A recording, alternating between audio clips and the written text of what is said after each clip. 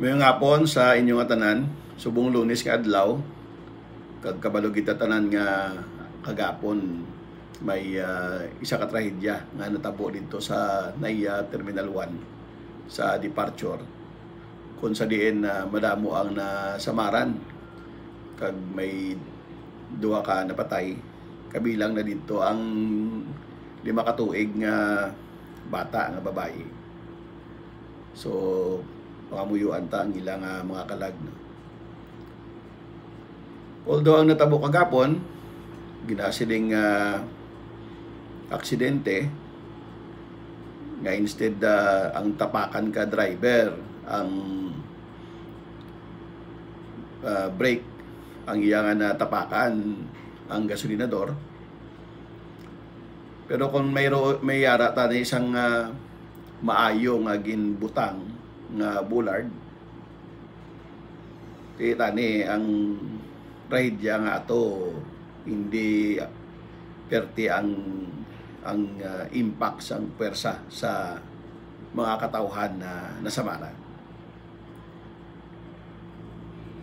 Ang bullard, kabalo naman kita tanan nga ina ay ginbutang dapat para maging preventive measure sa mga anuman nga mga pwedeng mahitabo kapariyo kahapon. So ang bollard kung insakto gid ang pag-design kag pag-install halimbawa tani na minimize ang mga nasamaran kahapon. Posible dati nga wala man sang napatay. Personally, wala ko kabalo kung ano gid ang purpose sang pagbutang sang bullard dito sa NAIA Terminal. Pero since na nakabutang siya sa atubangan sang parkingan sang salakyan nga nagadulong sang pasahero, so ang presumption ay ang bullard preventive measure dapat sa insidente nga naitabo kahapon. So base dito sa investigasyon nga nagwa, ang bullard naka-bolt lamang sa loob sang gwa ka terminal. Kag kabalog gid kita nga ang sitwasyon nga pag-bolt sang bullard nga to, wala gid sang impact resistance nga makaya niya ang pwersa sa isa ka salakyan. Kung sa diin pareho sa natabo kagapon nga perti na lang ang harurot ka salakyan kiti natapakan ang gasolinador. Tiko ang bullard nga na ay nakalubong sang maayo sa simento or kung ginbutangan na lang na datani isang konkreto na lang daw plant box para mag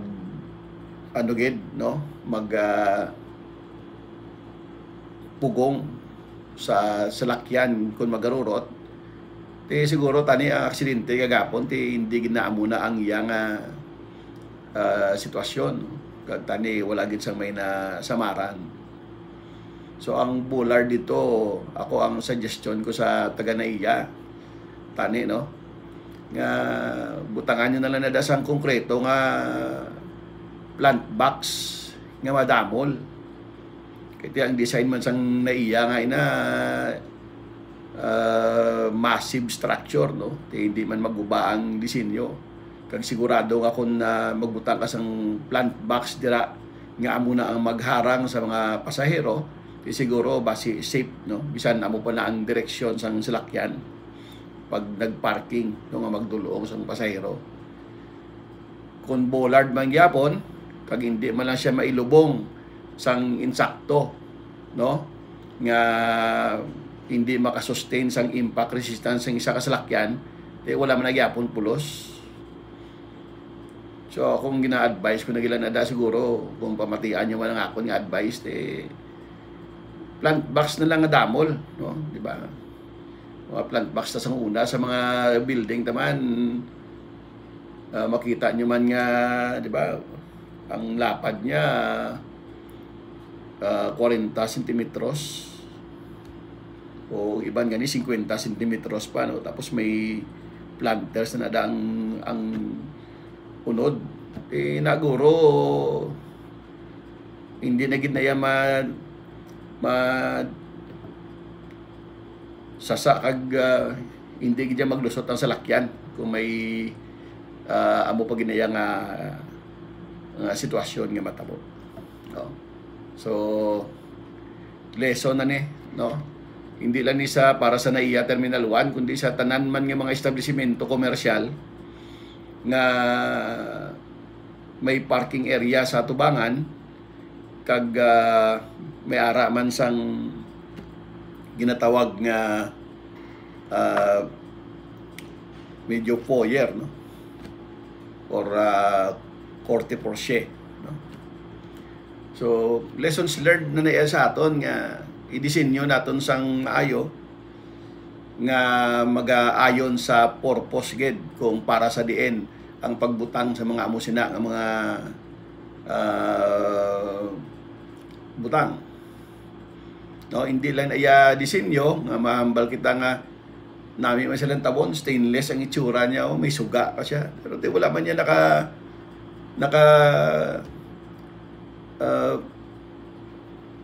serve sa iya gid nga purpose. Useless man gyapon, magasto ka lang. Hindi man lang na iya gasto ang ginaistoryahan ta kay ang purpose kung nagbutang ka na daya is to save lives, no? Nga kung may mga sitwasyon nga mo niya ng aksidente, ma-prevent ang paghalit, no, sa mga tao.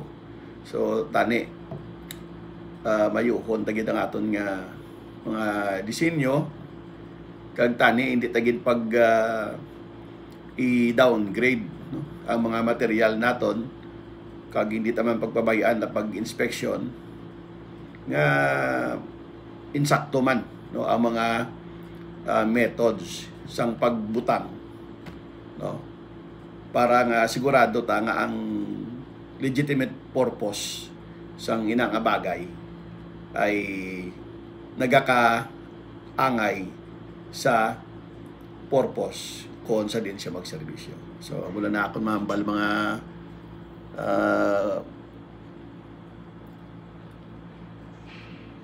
mga kaupod, no, na bilang isang arkitekto kita mag-advise sa mga kliyente, no, nga hindi tagid pag i-downgrade ang design kag ang materyales, ang quality, no, kung kabalota nga ang purpose ay hindi gid ma-serve kay porosena, no. Wala ta gina lantaw kung saan matabo ang mga trahedya nga mo sina. May mga tawo nga masamaran kag may mga madula ang kabuhi. No, so pangamuyuan ta na lang ang mga kalag sa aton nga mga nagtaliwan nga tani ay maging peaceful sila, no, sa kaharian sa Diyos. So mayong hapon sa inyo tanan.